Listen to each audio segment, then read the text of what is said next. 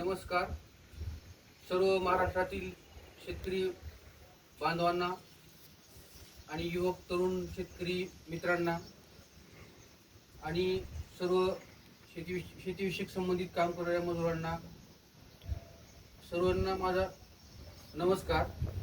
मी सचिन संभाजीराव फत्तेपुरे.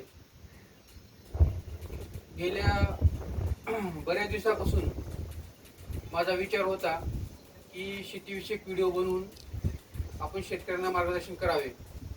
त्याचा आज योग आलेला आहे. मी गेल्या 15 वर्ष मार्केटिंगमध्ये काम केलेलं आहे. शेतीविषयक कंपनीमध्ये एरिया मॅनेजर म्हणून मी 15 वर्ष काम केल्यामुळे आणि माझं लातूर येथे सृष्टी कृषी सेवा केंद्र हे शिवनेरी गेट नंबर 2ला एक छोटंसं कृषी सेवा केंद्र सेवाभावी काउंटर आहे आणि दुसरी शाखा सृष्टी कृषी सेवा केंद्र धनेगाव तालुका देवणी येथे एक आहे.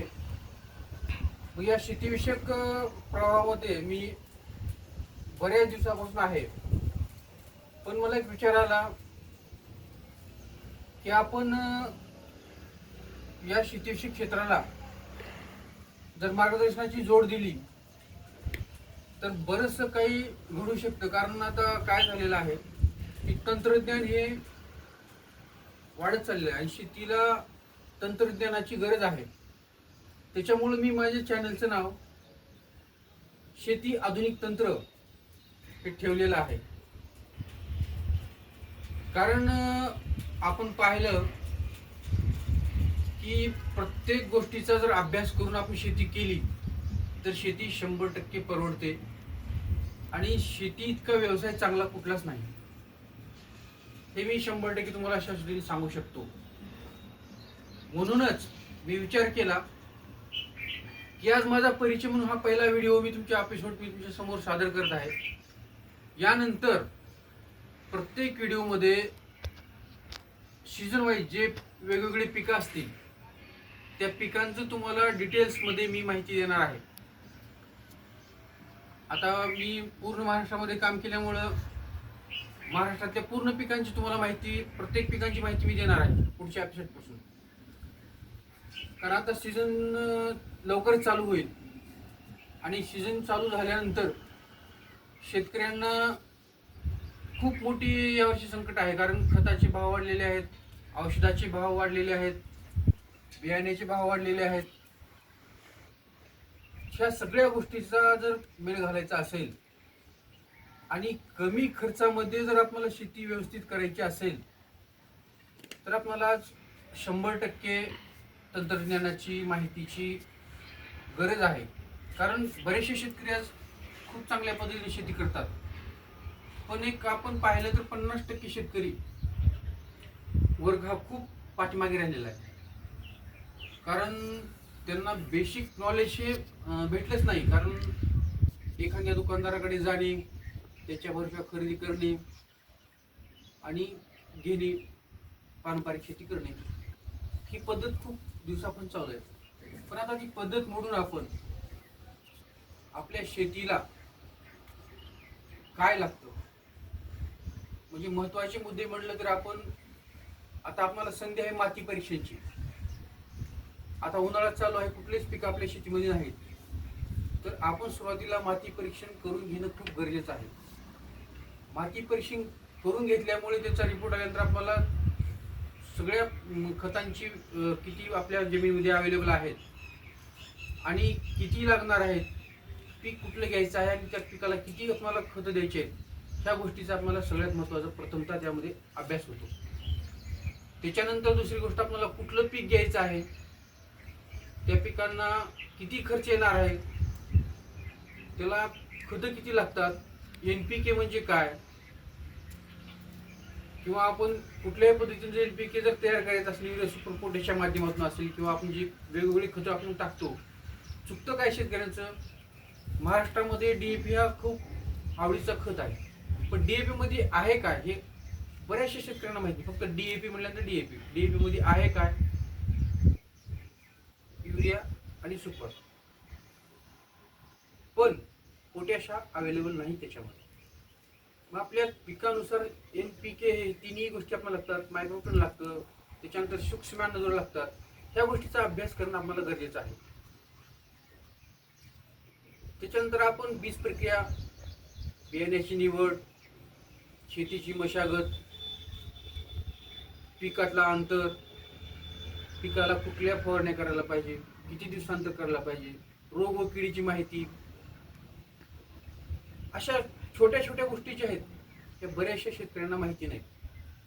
कारण माझं स्वतःच एक कॉन्ट्रा असल्यामुळं शेतकरी येतो, साहेब पहिली फवारणी द्या, दुसरी फवारणी आहे द्या, तिसरी फवारणी आहे द्या, याच्या व्यतिरिक्त काय बोलत नाही.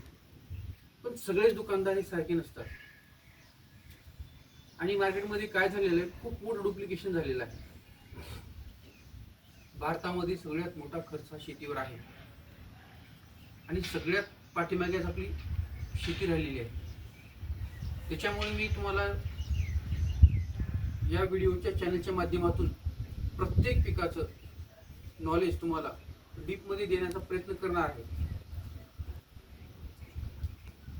आता काय झालंय, अगोदर शेती भरपूर होती, कुणाकडे 100 एकर, कुणाकडे 25 एकर, 50 एकर, अशा वेगवेगळ्या शेती होत्या. पण आता काय झालं, शेती कमी होत चालली, खर्च वाढत चालला, उत्पन्न कमी होत चाललं, शेतीवरचा खर्च वाढत चालला. यामुळे शेती ही लॉस मध्ये जात आहे.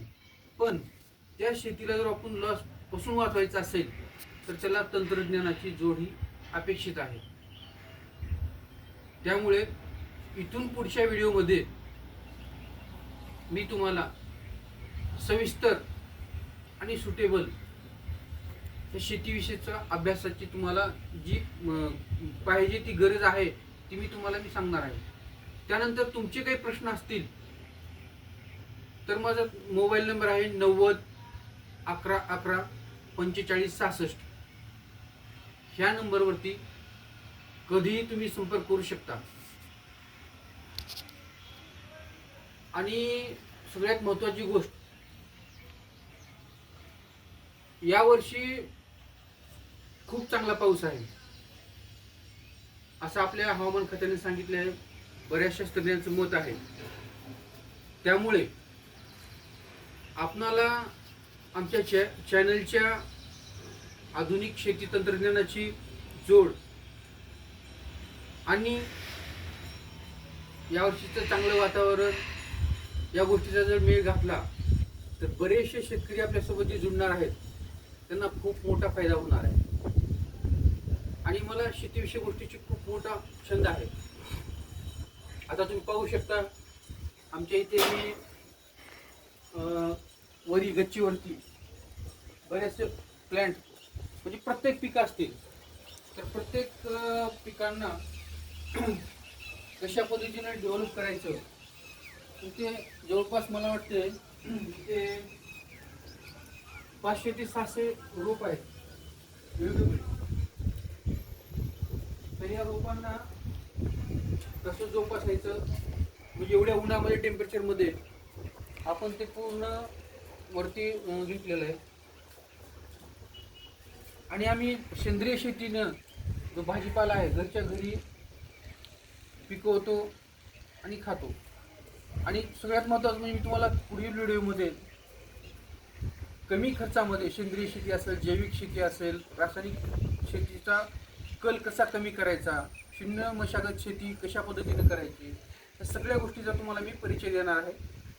आज मी इथेच थांबतो आणि पुढील व्हिडिओला तुम्ही आवर्जून सबस्क्राईब करा, भेट द्या. आणि ह्या पण व्हिडिओला तुम्ही चॅनलला माझ्या आधुनिक क्षेत्राला खूप पुढे घेऊन जावा आणि लाईक करून मला सहकार्य करा.